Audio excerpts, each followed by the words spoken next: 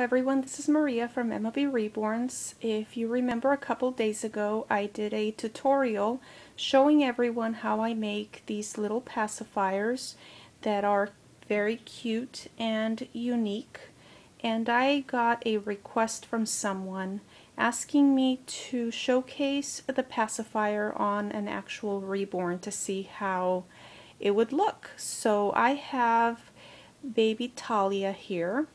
She is one of my first reborns that I ever created a few years ago, and she's actually the only one I have that I normally use to model pacifiers that I make and sell on eBay.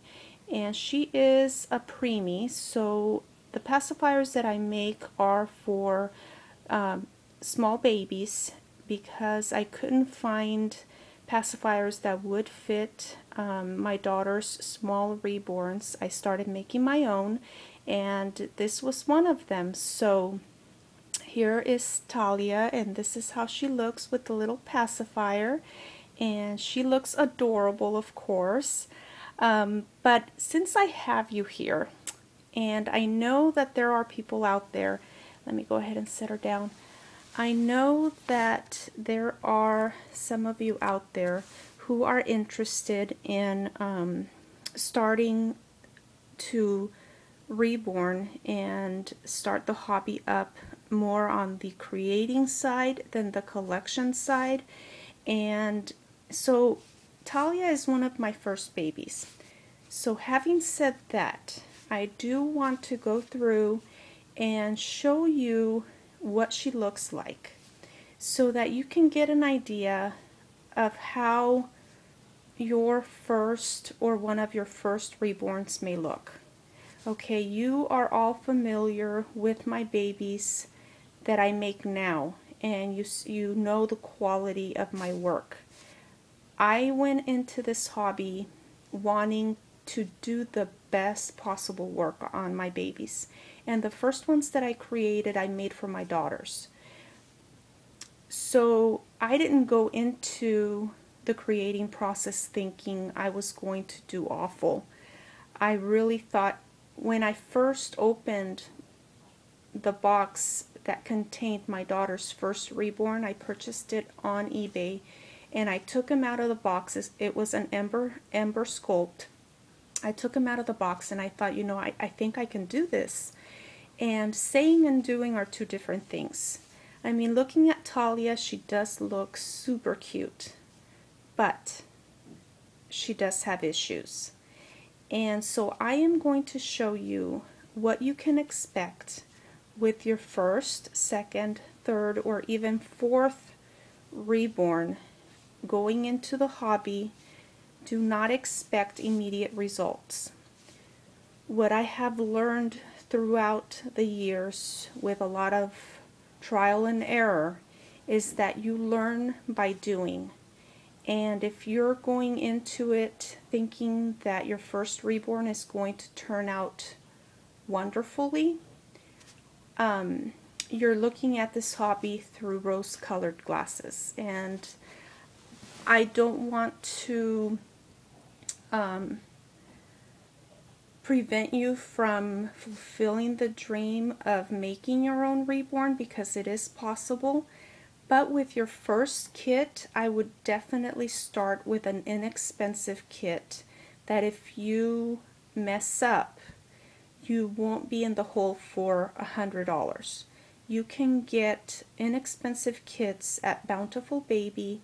Sometimes they go on sale and you can get them for under $20. So that would be my suggestion to anyone that wants to start reborning, is to buy an inexpensive kit and just practice. Okay, so here is Talia, and she does look cute.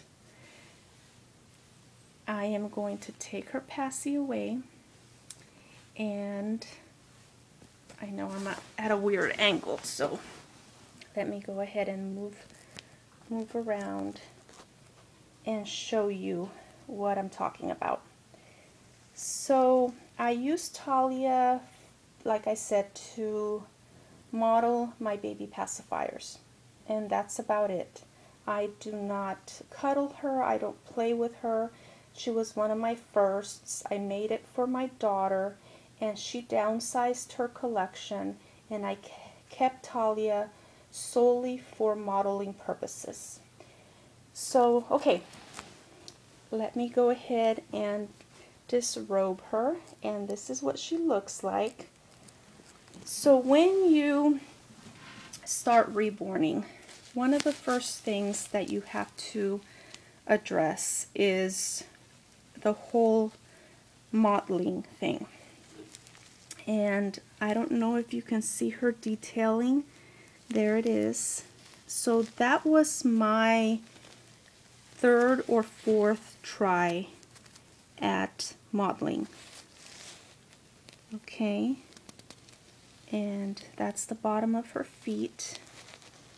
There's her baby toenails. Okay, and here's her other foot and her toenails and the detailing. And to me, this is not great work, and I can admit that to myself. I went into this hobby thinking my work was going to be amazing from the start, and it's not. In all reality, this baby could look a lot better. Okay, so here are her baby hands and arms, and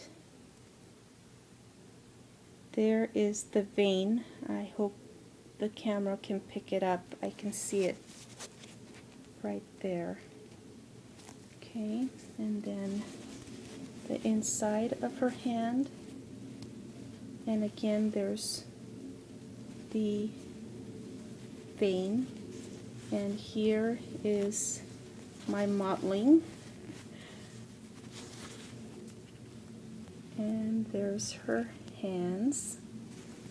Now let me take off the other mitten, and there's the inside of her hand, and there's her mottling. And as you can see, I mean, I tried to do the creasing, but I didn't blend it in very well. And on this side, it doesn't look like I even creased anything. I didn't do between her fingers. I didn't do any of the creasing on the hand. I didn't do a good job on the creasing on the feet. And one thing about this sculpt is that she has beautiful feet. Okay, these are gorgeous feet. And if you paint them correctly, they can look very realistic. Okay, so now let's move on to her face. Okay, she is cute, but it's her sculpt. It's not my work. I did a good job on the lips, but I did not shade the inside of her nose. I didn't do any of the creasing like along her eyes and on her chin, and she could have used some shading, but I was new at this. So okay, there are her eyebrows, and look at her eyelashes. Okay, her eyelashes are bad. Ladies and gentlemen, never ever root eyelashes on the crease of the eye. The eyelashes go on the inside part of the eye, like right underneath the section where I put them in. I basically put them on her eyelid, and that is not correct. Okay, so this is a what not to do video. There are her ears. I didn't shade any of the inside of the ears. Inside of the ears should be shaded. And here comes, okay, here comes the worst part, okay? Please do not laugh at me. I can laugh at myself, but, okay, so here is her hair. And this is my rooting job. Ladies, this is bad. Okay, look how pluggy it is. It is horrible work. And I think I did this with maybe a 38 gauge needle that had multiple barbs on it.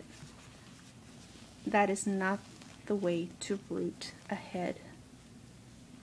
I would never in my wildest dreams attempt to sell this baby to somebody. But I have seen babies like this sold on eBay.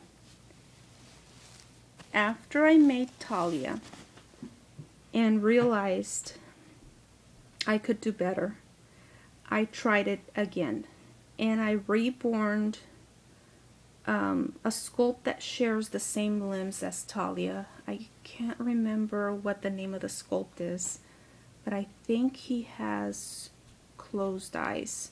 He's a sleeping baby. And I went ahead and reborn that one. I did better on that one. And when my daughters decided to downsize their collection, I went ahead and listed the baby on eBay as a boo-boo baby.